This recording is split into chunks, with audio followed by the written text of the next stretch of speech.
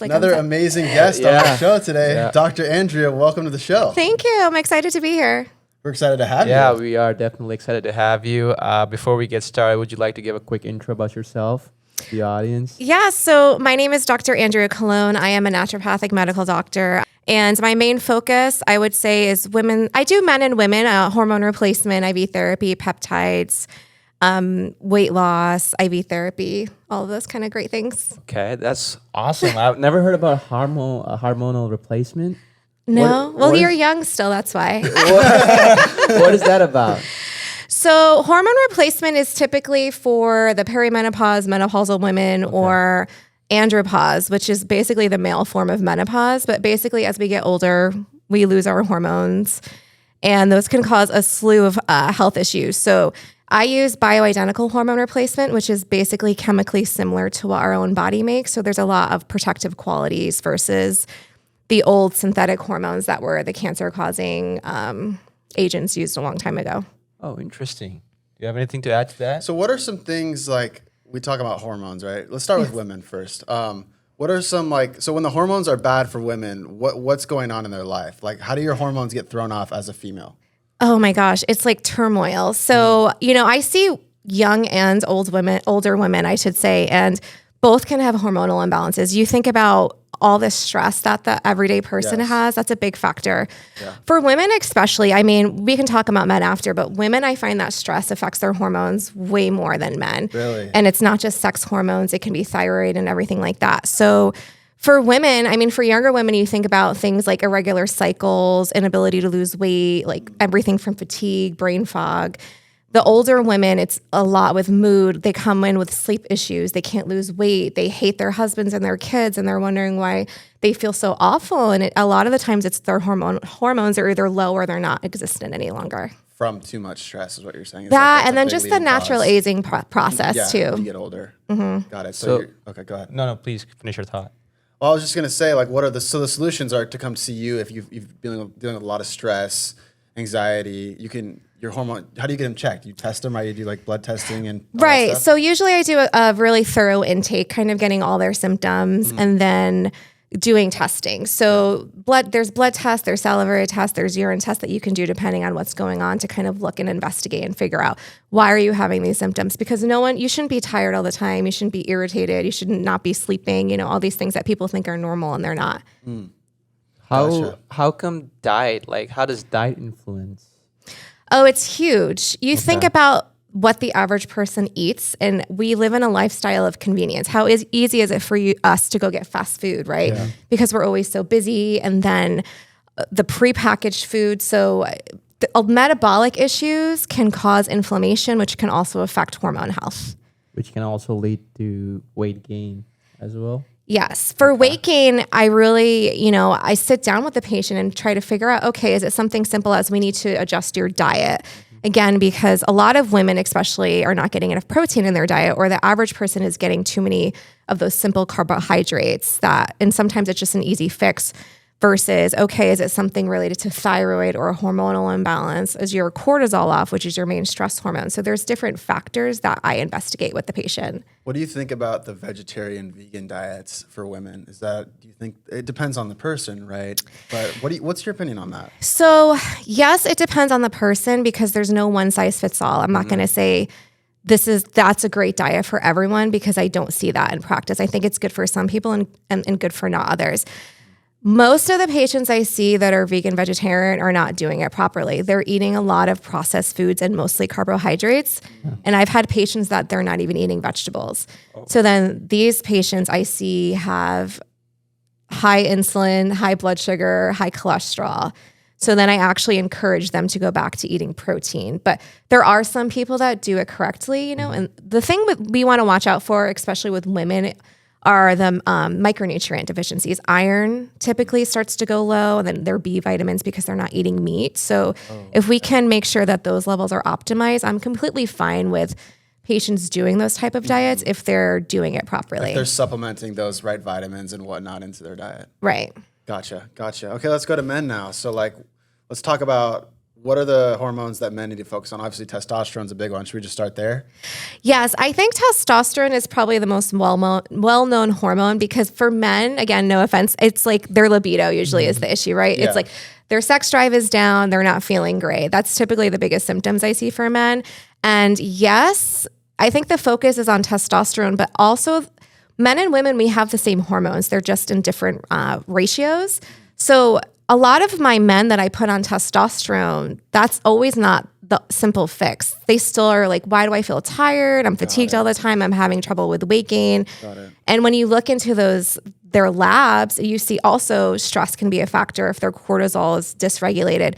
There's other main hormones like DHEA, which is also really important for men that has a testosterone-like effect, especially if they're having trouble losing weight and building muscle. So I'm not going to say testosterone is just the one size fits all either, because a lot of the times there's other issues going on. Yeah, and you can naturally optimize your testosterone, right? Like stuff like sleep, the food you eat, all affects it, right? The stress, right? Yes, usually, especially for younger men, I don't ever recommend testosterone replacement for younger men because there's a suppressive effect where like if you're taking testosterone as an injection, it will suppress your production.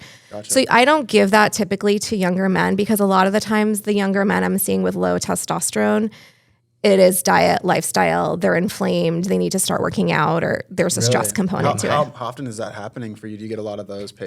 Oh, it's really, it's growing? Yes, I've seen, 20-year-olds with testosterone levels of 200, and it's becoming too common.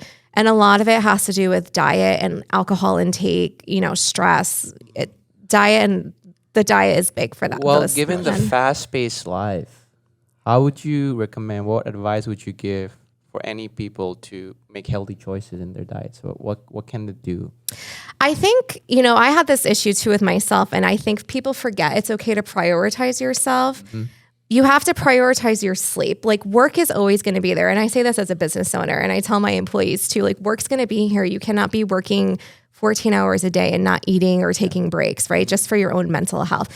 And finding time to work out. It doesn't have to be 3 hours in the gym. Even taking a 20 to 30 minute walk or doing some weight training can really help. I think the society now is so focused on burning out and just working that there's a big neglect going on and it's affecting our health. Unknowingly.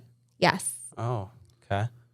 And what do you think is the reason for that? It's just we live in such a fast-paced world where everyone's trying to get the convenient food and, people are stressed from work and school and whatnot. Yes, and I've had friends that are from like Europe and other countries, and they tell me, Americans, you guys are so stressed out. Like there's such an emphasis on like you guys have to make money and work and versus like, okay, taking a time out, enjoying your day, like mindfully eating and not shoving food down your throat. You know what I mean? It's those little things that people neglect on the day to day. But like as I was saying, like they don't have time to prep meals. Like as you're saying, everything nowadays is some sort of processed food, right? Right. So what would you advise or suggest to meal prep so that we can avoid the processed food as much as possible? So I give my patients meal prep services too. I use them personally too because there's weeks that I already know, okay, I don't want to come home and cook because I have a long day at work, but there's healthy options out there. And it's like, I try to set them up with success if they know that they're not going to be able to go and meal prep all these meals too, because I have weeks like that too. So there's healthier meal prep options that I give them. You make a proportional, you want to have these many veggies, this much protein, this much carbohydrates, or is it just regular I meal give prep? them the recommendations I usually give are like the balanced ones that have lean protein, veggies, and some healthy carbs. Because again, most people I see, they're not getting enough fiber and they're not getting enough vegetables. I think it's overshadowed by all carbohydrates because they all think that's going to give them all the muscle. But I think the protein plays a major part, as you were saying, for building muscle, right? If you're exercising, not consuming enough protein, I don't think you'll be able to build muscle as quickly. Right. And it's a bigger issue I see with women, but I do have men too that they're not getting it. It's mostly carbohydrates. Talk about that though. Why do women not want to eat protein? They just want to have those salads and just, like be all lean, or what is it? I think there's still that stigma of, let me eat as little as possible to lose weight. And that's not true because that a lot of the times has a counterproductive effect where you go into starvation mode and your body holds on to everything that you're eating versus like trying to eat more calories if you're working out to lose weight. Interesting. Nobody ever talks about it like that. I see it a lot. Yeah. And again, you know, I have women that are like, I don't want to eat protein because I don't want to look like a bodybuilder. And I tell them bodybuilders put so much work and effort into what they're doing anyways. And you're not going to look like that just going and lifting weights for 20 to 30 minutes a day, you know, like resistant training, like right. They don't want to get bulky. They don't want to get massive. Right. And I'm like, that's not what happens if you're just going to lift weights. Like that's bodybuilding is a whole nother, you know, type of working out, and kudos to those women for doing it. But I'm like, the typical woman going and working out 4 to 5 times a week doing weight training, you're not going to get as bulky as a bodybuilder. Gotcha. And I think also there's a different notion about fat, because there's a good fat and there's a bad fat, which is a visceral fat, right? Yes. And I don't think people really know about that, the difference between those two, that which one they're trying to reduce and which one they should have in their body, because their body does need fat, right?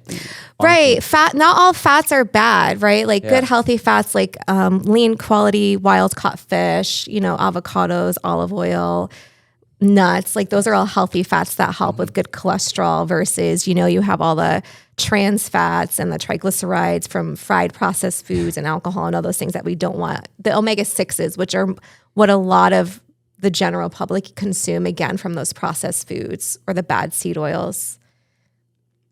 So what? Sorry, I just got off track. I had something on my mind. You go ahead. You had a question? Okay. My question was, was, how do you look as a doctor? You deal with like all this health stuff. And let's dive out of that for a second. Let's go.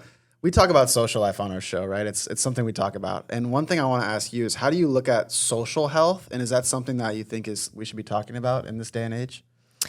Like social activities and everything? Like being a healthy social person, you know, like your relationships, and how does that affect your health as a doctor? Right. So again, I have a lot of patients.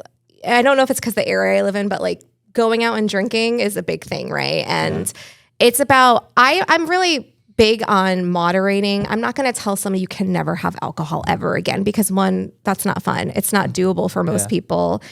And it's about moderation. So it's, if you're going out and having a happy hour or something, don't have 5 drinks, or have something that's lower sugar, like a vodka soda or tequila on rocks, you know? And then if you have a bad meal or a cheat meal, like that's okay. Just don't have your whole day like that. So I'm really big in moderation, because you need to have some fun, right? It's just like not overdoing it and making it a habit every single day. That's the problem I see. Gotcha. Is there any recommendation how we can have or build healthier habits in terms of alcohol consumption or diet, lifestyle? It takes time. Diet is the hardest thing for people to change, I would say. Because there are different kinds of diets, right? The Mediterranean diet, and like people just eat at 12 once, and then they'll just have dinner at 8. The intermittent fasting. Yeah, I think that's the one this call. You think that's a good tool, intermittent fasting? Again, I think it's depends based on the person. Yeah. Men, I find, do better on that. Really? On intermittent fasting versus women overall. Why is that? I just think because what I see normally with women, it affects the hormones more. And also, you have to think with intermittent fasting, you also have to make sure what you're eating is actually good food. Define good food. Like, again, not the processed. Like, are you going out and eating McDonald's during that time period? Or are you like cereal? Because I still have adults that do that, you know. Cereal. Cereal, like the worst thing you can put in your body at 8 a.m. I'm kids, not, at least, you know, children. I always tell my patients, have protein and fat. I don't like having someone start their day off with carbs. You can have them, but don't have them as the only meal, because then you get this giant blood sugar spike that sets you off for the rest of the day. Gotcha. And that's that lightheaded feeling, right? When you have that blood too much the sugar. jittery. It makes you sleepy too. It makes you tired, anxious, even irritability. The shakiness, all of that could be blood sugar dysregulation. Okay. On that note, let's talk about coffee and tea and caffeine. So do you believe in like you should stop your caffeine consumption at like 11 a.m.? Again, I think everyone's different. There are some people that are slow metabolizers, which basically has to do with your liver health. Got it. I'm personally someone that I can't have caffeine after 3 p.m. because I will be up all night. So I'm not against people having coffee. You know, again, I don't want that to be the first thing that you have in the morning, especially if you're not having protein and healthy fat with it, you know? Gotcha. Are there any better sources of sugar that people can eat instead of the processed sugar? Right. And again, you can't say all sugar is bad, because sugar from dark berries is completely healthy. Like, you need that. It's just, if you're eating like the simple carbohydrates, bread with no fiber, like white rice, those ones I really try to cut people out, like try to cut out from their diets. What can you replace it with? You can replace white rice with brown rice, or even quinoa or sweet potatoes that have more fiber, right? Because it's about substitutions, right? Because if I tell you can't ever have this again, what are you going to be thinking about? The thing that you can't have, right? And then people end up not liking me, and then they don't stick with it because it's a lifestyle choice. Right. So you really deal with a lot of diet stuff with your patients. That's one of your main things, right? That's the big foundation, I think, for why people have a lot of issues. It's not the sole reason, but usually there's things to work on with the diet. There's a lot of people that are struggling with their weight in 2025 in America, right? Yes. And that's because of, like you said, the way we live, the fast pace, the fast food. So how can people get away with that or get away from that? Is it more meal prepping? Is it more is it discipline or what? It's a lot more than that too, because then you factor in, does this person have a thyroid imbalance or a hormonal imbalance, or are they super inflamed? Are those the reason that they're not losing weight? So that's where my job comes in to figure out, why are you not losing weight? Is it a simple fix as your diet sometimes, or is it, okay, you have hypothyroidism, you have a lot of inflammation, you have other hormones that are off.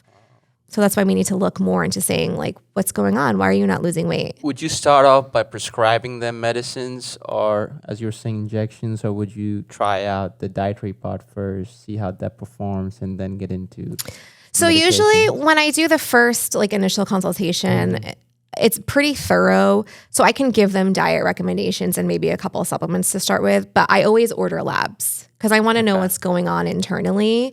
And then based off those is when I go into more detail with diet. And then I discuss with the patients their options. So sometimes we can correct things just with diet and supplement, and sometimes you need the medications. Depending on how they're feeling. And, I always talk to them about their options, and we discuss what they want to do also.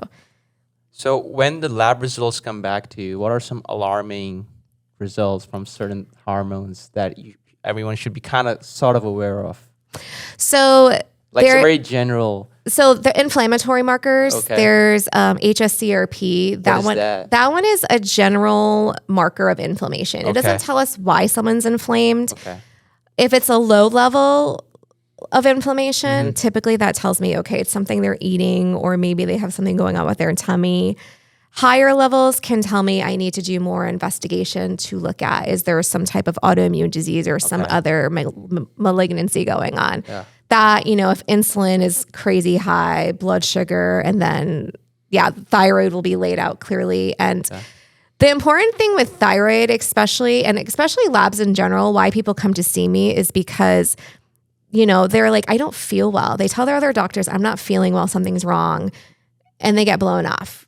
It's because the doctors, and no offense to them, they're not running full panels. So you can't just check a TSH for thyroid. You have thyroid hormones like T3, T4, thyroid antibodies, because you can have a normal TSH, but the actual thyroid hormones can be off. So that's a big one for women, especially, although I do treat men with that. And just because you're in the range doesn't mean that you're optimal with your labs. Wow. And you said, how does that affect women? It's huge, because I think a lot more people have thyroid issues than they're told, again, because doctors are just ordering TSH if it's normal, but there's actually a thyroid imbalance. Right. Doing enough testing is what you're saying. Right. I see it a lot with the micronutrients like vitamin D. So just to give you an example, the range on labs for vitamin D for normal is 30 to 100. So if you're at 30, you're considered normal, but that is low to me, because you can have symptoms of fatigue and anxiety, muscle aches, and joint pain when the level is under 60. Vitamin D. Interesting. I take vitamin D. Most people need it. Even in California, we're not, we don't go through the conversion process for it. That's what we get from the sun, right? Vitamin D. Yes. Well, it's just completely random question. Does your skin color affect how much vitamin D you can receive from the sun when you're outdoors? Yes. But you think about, most of us are not sitting outside long enough. Even when I was in Arizona and the sun's out all the time there, most everyone was vitamin D deficient. It has to go through a 2-step conversion in our body, and most of us are not converting. So I'd say I've only seen 2 patients in 6 years that didn't need to supplement. Most everyone, that's at least the one supplement I'd say everyone needs to be on. And so it's because people are staying inside because it's so hot, right? That's what it is, right? Yes. Almost? Okay, got it. So if you're outside, but if you have a darker skin tone, isn't it harder for you to absorb the vitamin D? But I'd say generally most everyone needs to be supplementing. Okay. Yes. And you were talking about tummy, gut health. Yes. How could you improve that? Because I'm struggling with that right now.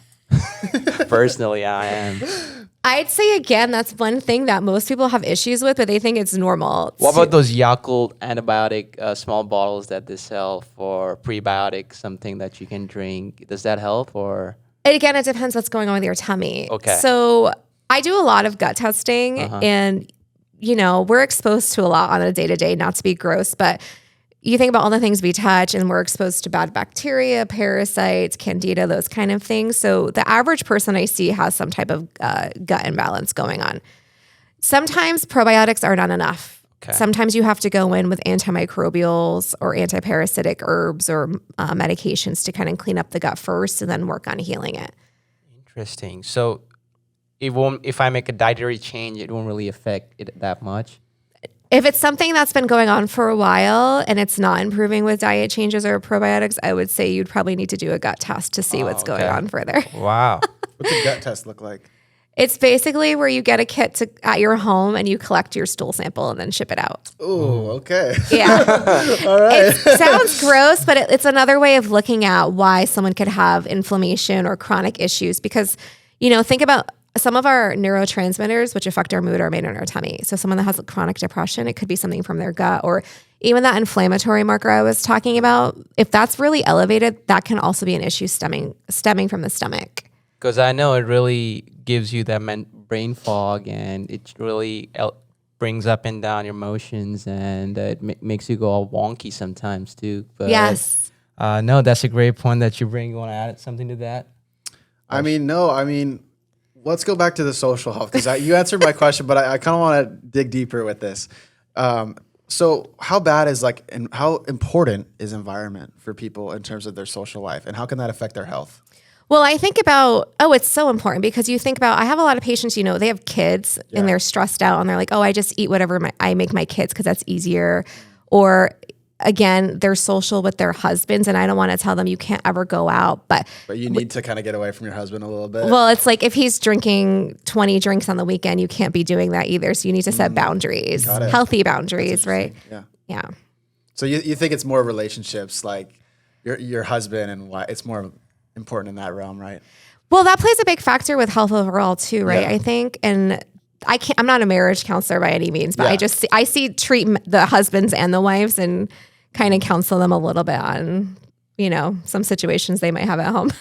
Got it. Also, if you kind of connect with other people, does that also like a person who's just sitting at home compare to a person who's kind of social, talking to other people, does that also affect your hormones? Well, someone that I think the person that's sitting at home, that could be self-isolation. I don't think that, it depends, right? Well, I'm just saying, does it have benefits? Like cortisol, would that increase or lower your cortisol? I think it depends because I would wonder why they're sitting at home all the time. Like, are they so depressed that they don't want to be around people or what's going on there? So if you're depressed, is that the reason that you don't want to be around people? Could be, yeah. That's what it could be a reason. It could be a reason. I'd have to ask them, or are they just someone that doesn't like being around people? No, I was just wondering if there are any health benefits to socializing, being around people, talking to people, or does that really affect your hormonal balance? Well, I think that affects happiness, right? Because don't you feel better being social with people? I do. That's what I was trying to figure out is that, as you were saying, we're talking about hormones. I was like, it does give you those endorphins and stuff, and you meet someone close to you, like a good friend who you haven't seen in a while. Does it really make you happy?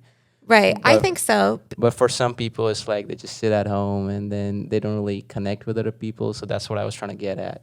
Yeah, I would be asking them, are they depressed or is there something else going on if they're completely wanting to not be around anybody? My question is, you run into a depressed, anxious patient. Let's say he has anxiety and depression. Mm-hmm. What's your first thing how are you going to diagnose that?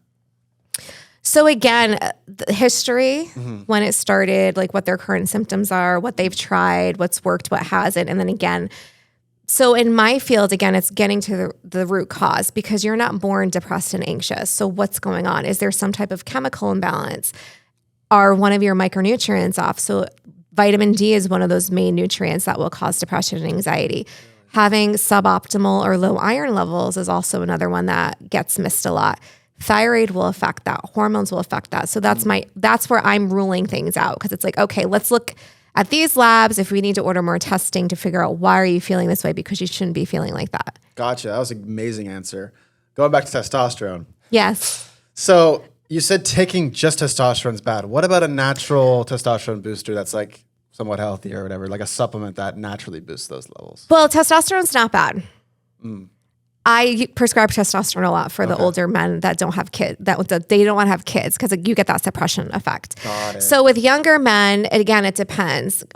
Besides correcting the lifestyle, like alcohol intake, sleep, stress, you can do herbs to an extent, depending on how low their levels are. And again, their age, because herbs will work to an extent again. There's a lot of different factors with that. And then if herbs are not enough, then I'll do something called, it's used off label for men. It's called Clomid or Clomiphene. I'll use that in younger men. And that helps stimulate their body's natural hormone, the testosterone production versus the suppressive effect like testosterone shots. And where could I get my hands on that? You'd have to see me. Okay, First, sounds we'd have good. to check your levels. But yeah. No, I do want to get tested. How can we go about that? I do want to test my levels. So you just get set up with an appointment. Okay, cool. Yeah. All right. Sounds good. All right. Do you do testing or do you not? Oh yeah, I do everything. Okay, great. I either have patients come there, or if you have a PPO insurance, we can run through like Quest or LabCorp or do the labs out of pocket. And I have cool. some patients up this way, so like I send them a mobile phlebotomist for that. Okay, It's pretty cool. easy. Maybe I'll reach out to you about that. Yeah, Pretty you easy. should. All right. Anything else? My last question. This has been an awesome podcast. Yeah, you've been right on point on every question. To be honest. Should men be testing or should everybody be testing themselves regularly? Yes, I think it's really important, especially the younger you are. You need to get a baseline because, it's easier to correct imbalances when you're young. And it's good to like track as we get older because all of us age, right? So that means our hormones are going to eventually deplete. So perfectly healthy patients I have, I check them at least once a year just to get a baseline. And then patients that I'm actively working on correcting imbalances, it's like 3 to 6 months until they're feeling better. But yes, everyone should have labs done, have their hormones checked, look at inflammatory markers, get your thyroid done at least. And where can our listeners find you and your services? So again, my name is Dr. Andrea Colon. I am based out of Orange County, and my practice there is Revive Wellness, and they can either look me up at www.drandreacolon.com. Find me on Instagram. Dr. Colon, everybody. All right. Thank you so much. Thank you for being on this podcast. It was great. Thank you for having me. Have a great week. And a great weekend.